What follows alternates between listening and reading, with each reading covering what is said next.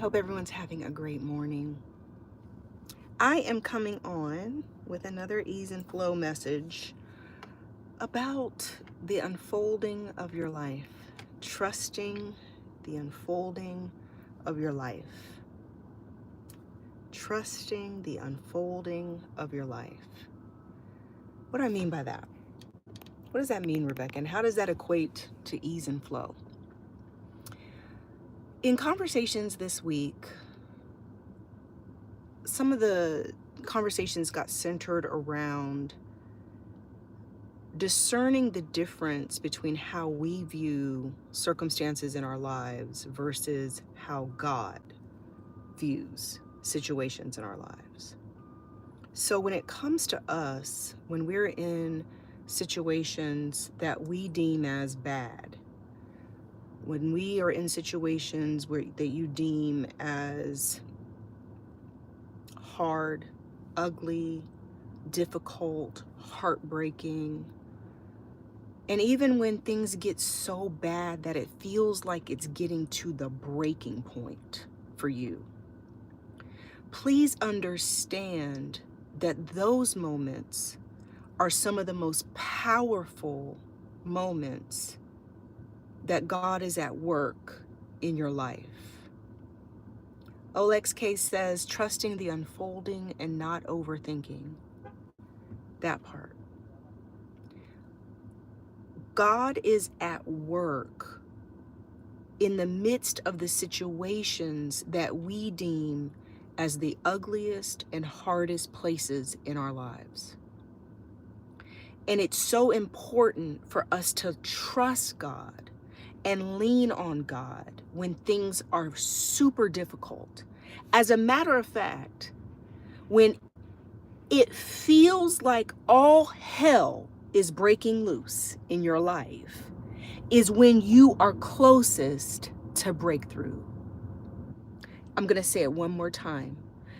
When all hell is breaking loose in your life, you are closer than ever to the results and the breakthrough that you are desiring in your life. Because what is up to you is down, and what is down to you is up when it comes to God. The ways of God, that God is working things for your greatest good in your life. Your human mind judge things as failure, disappointment, heartbreak, loss, lack, right? Mistakes. But inside of all of this is breakthrough, lessons, that your destiny is unfolding inside of all of these situations. Everything is guiding you to an expected end. Things are about to up level. Things are about to upgrade. Things are about to unfold for you, come together for you in a way like they've never done before. Like the things greater than you've ever imagined. Things are about to come together for you. Things are coming together for me. Things are coming together for my family, for my children, for my grandchildren. It may feel like all hell's breaking loose and nothing seems like it's right and nothing seems like it's moving at the pace that you think you want it to move. The timing doesn't feel. Why is this so slow? Why is it taking so long? God, this hurts. Correction is hard. I'll say it again. Correction is hard. Healing is hard. But it's God.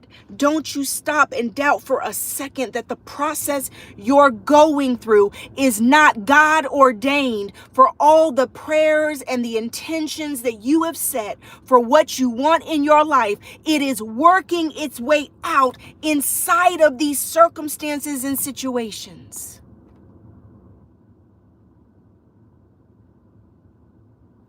It's working out for you. Don't despise humble beginnings.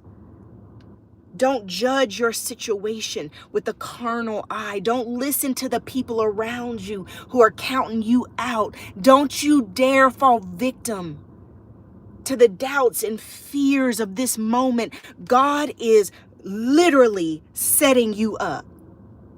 God is literally setting us up for success like you've never seen. Success. What is that, Rebecca? What is this unfolding leading to?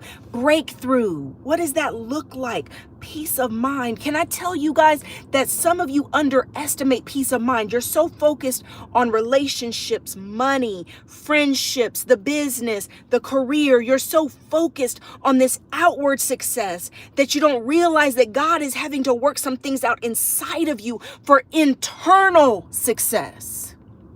Internal consistency, internal discipline, internal peace, internal success, faith, self-love, consistency, self-confidence, that you know you can do hard things and you can do whatever you put your mind to. He's building up your resilience. He's building up your strength. He's building up your faith in yourself.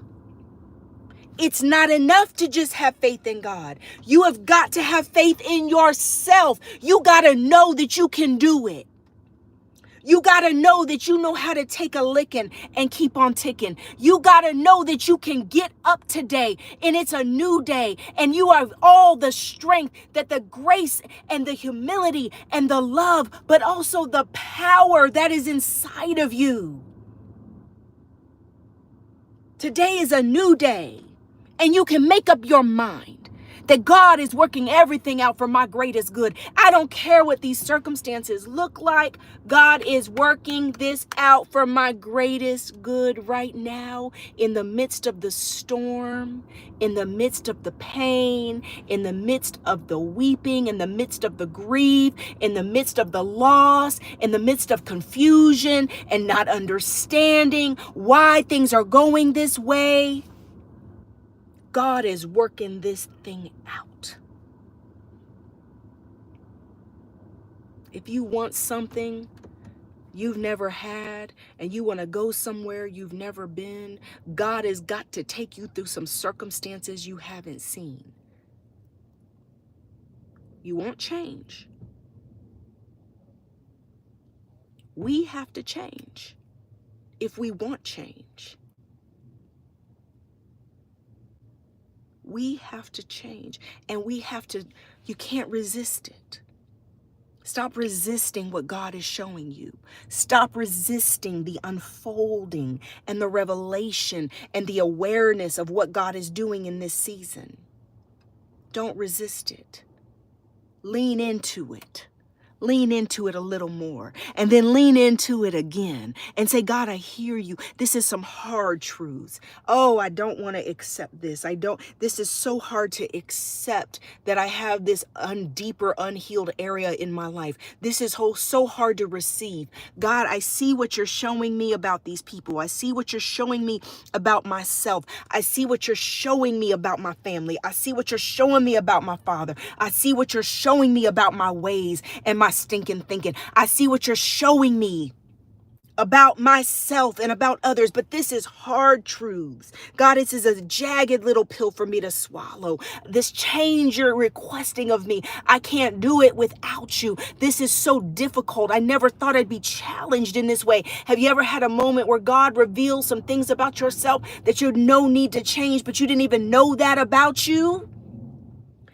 God will bring something that you didn't even know. How did I not know this about myself? How did I not know this about my marriage? How did I not know this about my friends? How did I not know this about my family? How did I not know this about my patterns of thinking, my mindset, and my habits? How did I not know this? Oh my God, it's been staring me in the face. It's right here. It's been like a little baby elephant right here in the room, sitting in a corner the whole time. How did I not know this? God, thank you for revelation. Thank you for revealing. God, thank you that you're giving us the grace and the mercy to see it in time. God, thank you for turning this around. Thank you for bringing it into awareness so we have time to change it. We have time to heal it. God, thank you that we've got time and the grace and mercy that you've given us to be able to turn this around, to be able to fix it, to be able to heal it, to be able to break these generational curses off of our lives, to be able to heal our mindset about that thing in this area. Jay Sela says, you on us today, Auntie. Needed this one. Listen, God is challenging you. God is challenging us. God is saying, oh, you want change? You want victory? You want healing? You want love? You want that next level of money? You want financial stability? You want health and healing in your body? You guys know I just turned 50. And I've been saying, I'm going to live to be 100. I'm going to live to be 100. I've been saying this a lot this past year. I'm going to live to be 100. I'm going to live to be 100. I'm setting my intentions. I'm going to live to be 100. I'm going to be strong and vibrant and full of energy. And I'm going to be like my auntie in Ohio who's 86. She still drives her own car, lives in her own house, still in her right mind, can get around, do whatever she wants to do. I'm going to live to be 100, and I am going to thrive in this next 50 years of my life. I'm going to live to see my great grandchildren and maybe even my great grandchildren. I'm speaking it. Now, what aligns with that? As I set my intentions that I'm going to live to be 100 and healthy and vibrant and strong, guess what? That comes in. I'm walking 10,000 steps plus a day. I'm drinking my water, eating my protein every 2 to 3 hours. I'm minimizing stress in my life. I am actively looking to eat healthy every day. 90% of the time, I'm eating healthy and clean. My weight is dropping down. I am cognizant and aware that it is up to me if I want to live a long, healthy life, and I take responsibility for my life. I take responsibility for my life. If it's up to me, I'm going to live to be 100. I'm going to do everything that's in Rebecca's control. Everything that God has given me the ability to do that is within my control, I'm going to do my part.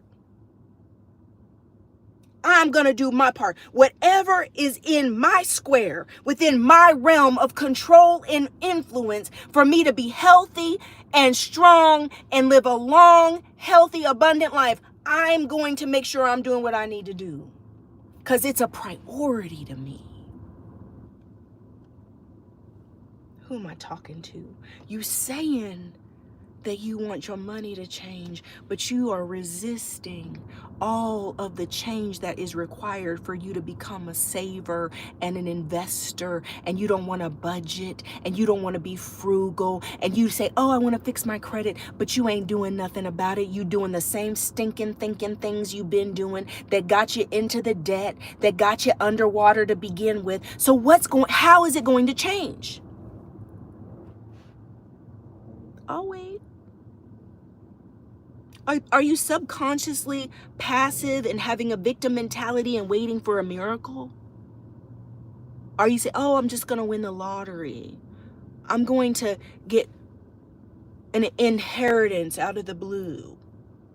And then you will still fumble that bag because you're resisting the consistency and the habits and the discipline it takes to manage money to begin with. Inside of the journey is the lessons of what you need to do and become in order to not fumble it in the future. Inside of the journey, God is guiding you into the mindset, habits, structure, and lifestyle that it takes to maintain the result you're asking for. But see, that's not sexy. That's not sexy. It's not sexy, is it? Discipline might as well be a 4-letter word. Self-control might as well be a 4-letter. Oh, Rebecca, you mean I gotta stop buying something from Amazon every other day? You mean I gotta stop shopping on Fashion Nova every week? But it's only $20. It's only $10. It's only $30. It's only going out to eat once a week. It's only.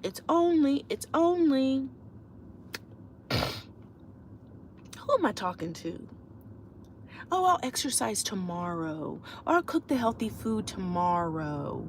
Oh, I'll meal prep this weekend. And next thing you know, it's another week, another day, another paycheck that you didn't prioritize savings, a no plan.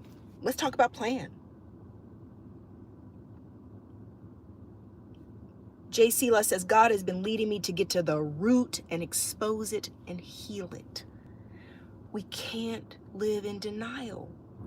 We can't ignore the issues and just somehow miraculously it's going to just go away. That is not how God works. That is not how success works. That is not how thriving works. That is not how it works. If you think that you can get new results doing the exact same old ish that you've been doing for decades,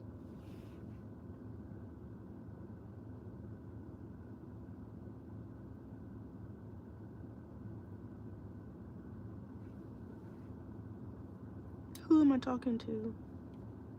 That this is knocking on your door, walking up and down your street in front of your house like, hello? Yeah, knock, knock, knock. I'm talking to you. I'm talking to you. God is trying to get your attention. And it starts with focusing on ourselves.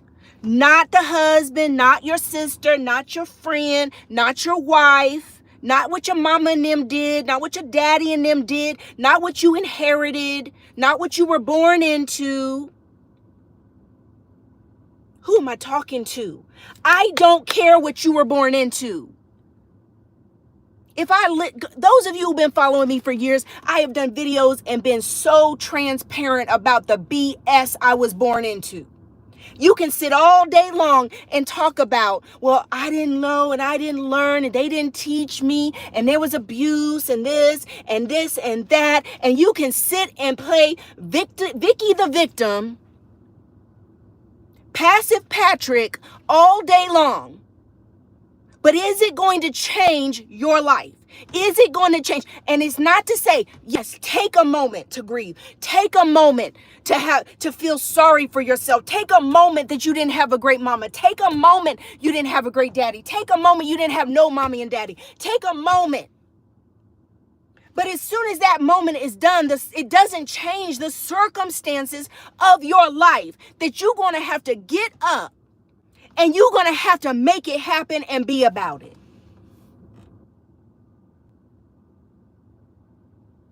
You're going to have to make up your mind. I wasn't born into a healthy family with healthy habits. I was born into an obese family. But these are generational habits being passed down, eating fried chicken every other day. I wasn't born into a family with money. But I'm going to have to learn how to get good with money. I'm going to have to become invested. I'm going to have to learn how to do these things. I wasn't born into a family with healthy relationships and healthy boundaries. I'm going to have to learn that for myself. Some of us are having to get it out the mud. You want to thrive? You want to be successful? Stop making excuses and start studying. Start holding yourself accountable to learn how to live better, do better, go to therapy.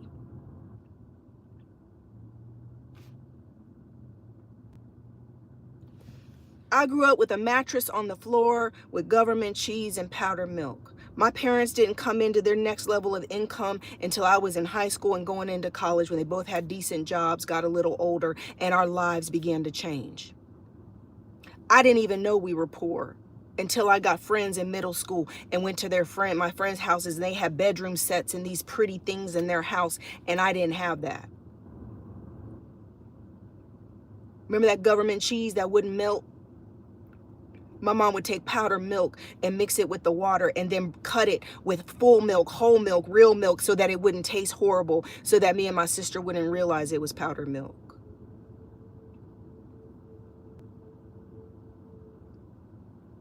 But then, my parents didn't know how to manage money. So they spent all their money, died broke. Nothing left to me, nothing left to my kids, no inheritance. But I had uncles who were entrepreneurs. I had self-made millionaire uncles that set, even if it was from a distance. See, some of you think you need a personal mentor. You need somebody that's gonna.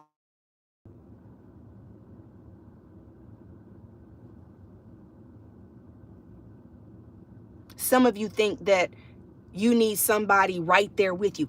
Listen, there's lots of people who are my role models and mentors I've never met. I go and study every single thing. If you're successful in a certain area of life, I'm going to go study. How are you successful in that area? What do you do? What's your mindset? What's your thinking? I'm going to go watch their videos, read their books, study their platforms. I'm going to go do whatever I got to do to learn why are they successful in that area? How did they get successful in that area? What's different from them that's different from me? What do I need to role model in my life? What do I need to change in my life to get this result? God is no favor of persons. He's not withholding any good thing from me. Let me go see what they did. Let me review what they did.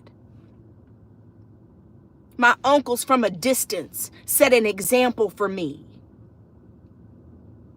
of hard work, work ethic, entrepreneurship, ownership. They set an example for me. And it's taken the first half of my life to get a bunch of stuff healed up. I need you to hear me today. It's taken the first 50 years of my life for me to get healed enough from everything I was born into, to get my mind healed enough, my habits healed enough, to now be at a place where I can execute from a place of peace and clarity and healing. See, some of you think, oh, it's supposed to happen so fast. It depends on what you're born into and how much trauma you got to recover from. It depends on what situations, what cards were you dealt. That determines how long it's going to take. I needed the first 50 years of my life to get to where I'm at now, to be able to thrive on the next level. For the things I was beating myself up in my 40s. Why am I not where I think I should be? Why am I not where yet? Why is this taking so long? Why? Clean up on aisle 5. When you getting it out the mud for yourself. There's things your parents couldn't teach you. They didn't have it for themselves. Forgive them and move on and go about finding the knowledge, information that you need to apply to yourself to get this thing done. They did the best they could do. I honor my parents. They did the best they could do. It was dysfunctional. It was abusive. There's all kinds of stuff. Anybody who knows my stories knows my stories. I'm just saying, listen. But the time of blaming them and looking at them, what you gonna do with the life you got left? What you gonna do with the time you've got left right now? Right now. What are you gonna do? What are you gonna do? No one's coming to save you. The miracle you're asking for is you. The miracle you're looking for is the miracle in your mind to change your thoughts to loving, empowered thought, that you begin to look at things differently and say, ooh, I'm about to kill this. Ooh, I'm about to do this. Oh, this is my next move. This is the idea. The miracle you're asking for is in your thoughts. God, renew my mind. Give me a miracle in my thinking to see the way through. Give me a miracle in my thinking to get the results that I'm praying for. Give me a miracle. Give me the creativity, the ideas, the inspiration, the empowerment, the strength, the fortitude to move forward.